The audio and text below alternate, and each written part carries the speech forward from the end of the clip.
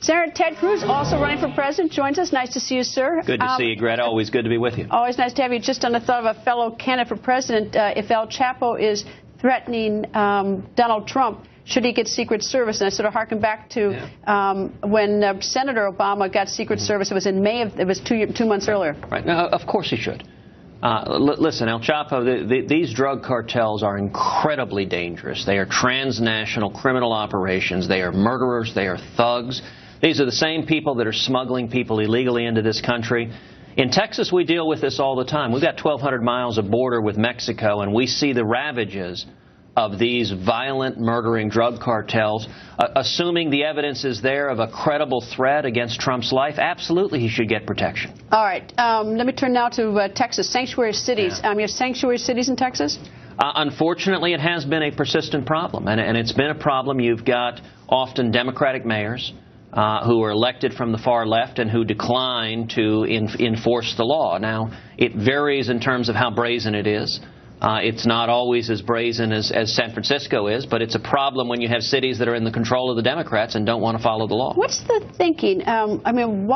Usually you think of law enforcement as being law enforcement. I was always on the defense side, and a cop and a sheriff was never easy on my clients for any reason. Yeah. So it's hard for me to understand. Are they literally ignoring the law?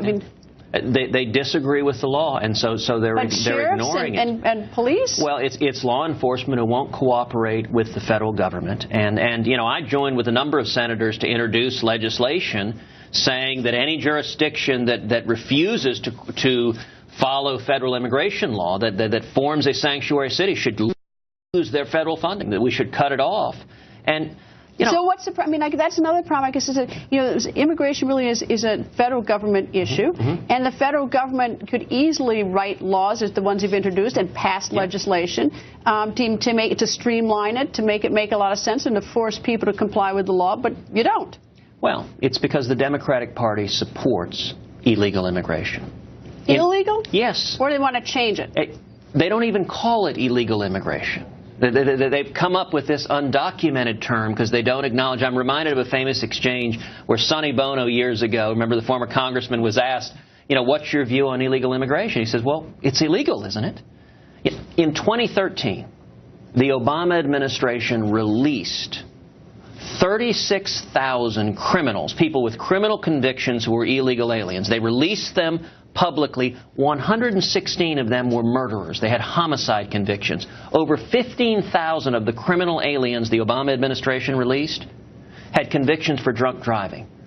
These are Democrats that are endangering the security of this country by refusing to follow our laws, and it's wrong. All right, quick 30 seconds on this Iran deal. Got your thought? It is catastrophic.